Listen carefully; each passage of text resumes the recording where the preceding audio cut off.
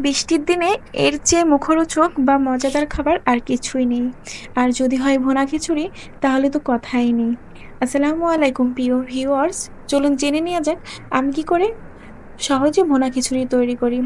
এজন্য আমি প্রথমে মাংসটা রেডি করে নেব। এজন্য একটি কড়াইয়ে তেল গরম করে তাতে পেঁয়াজ রসুন বাটা, হলুদ গুঁড়া আর জিরা গুঁড়া এবং 1 চামচ পরিমাণ ঝালের গুঁড়ো দিয়ে মশলাটা বেশ কিছুক্ষণ কষিয়ে নিয়েছি। মশলাটা থেকে যখন তেল ফুটে এসেছে তখন তার ভিতর আগে থেকে ধুয়ে রাখা মাংসগুলো দিয়ে দিয়েছি। মাংসটা আমি একটু ছোট ছোট পিস করে কেটে নিয়েছি। নিয়ে মাংসটা বেশ কিছুক্ষণ কষিয়ে নেব। এ পর্যায়ে আমি একটু মাংসের ভিতর পানি দিয়ে বেশ কিছুক্ষণ কষিয়ে মাংসটা নামিয়ে রেখেছি। খুব বেশি করে সিদ্ধ করার প্রয়োজন নেই, কারণ ভাতের ভিতর আরেকটু সিদ্ধ হবে। এরপর আমি একটু রেগুলার ভাতের চাল 1 কাপ পরিমাণ আর পোলাওয়ের চাল 2 কাপ পরিমাণ দিয়ে দিয়েছি। তারপর 1 কাপ মসুরির ডাল আর 1 কাপ ছোলার ডাল দিয়ে দিয়েছি। আর আমি ছোলার ডালটা প্রায় 1 ঘন্টা আগে ভিজিয়ে রেখেছিলাম, যে কারণে একটু নরম হয়ে আসছে। চেষ্টা করবেন ডালটা ভিজিয়ে রাখার। এরপর সবকিছু একসাথে মিক্সড করে আমি চাল ডালটা ভালো করে ধুয়ে নিয়েছি।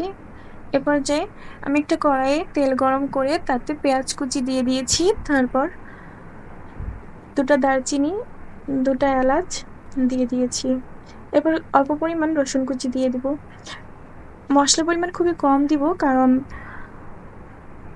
মুরগির মাংস ভুনার ভিতর অনেকগুলো মশলা দেওয়া হয়েছে। তারপর কিছু হলুদের গুঁড়া দিয়ে চাল দিয়ে বেশ কিছুক্ষণ ভেজে নিয়েছি। তারপর কিছু কাঁচামরিচ দিয়ে আমি প্রায় 5 মিনিটের মতো এই চালগুলো ভেজে নেব।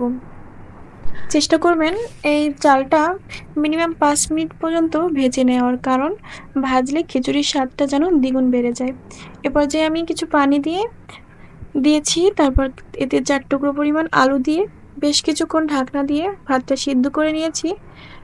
যখন ভাতটা কিছুটা সিদ্ধ হয়ে গিয়েছে তখন তাতে আমি কিছু লবণ আর পরিমাণ মতো হলুদের গুঁড়া দিয়ে দিয়েছি। তারপর ভাতটা এ পর্যায়ে আপনারা দেখতে পাচ্ছেন প্রায় ভাত আর ডালগুলো প্রায় 90% পরিমাণ সিদ্ধ হয়ে গিয়েছে।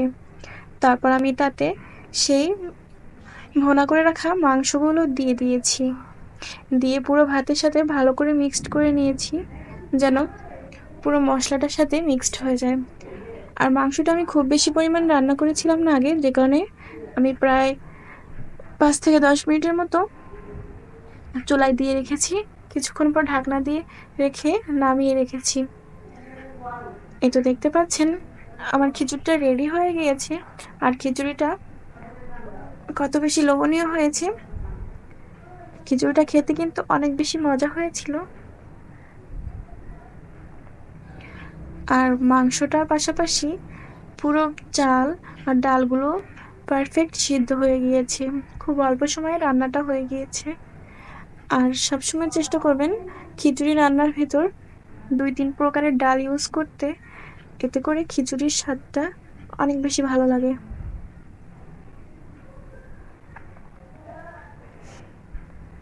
আমার ভিডিওটি যদি ভালো লেগে থাকে তাহলে অবশ্যই লাইক, কমেন্ট অ্যান্ড শেয়ার করবেন। এবং আমার চ্যানেলে যদি নতুন হয়ে থাকেন তাহলে আমার চ্যানেলটি সাবস্ক্রাইব করে পাশে থাকবেন। ধন্যবাদ।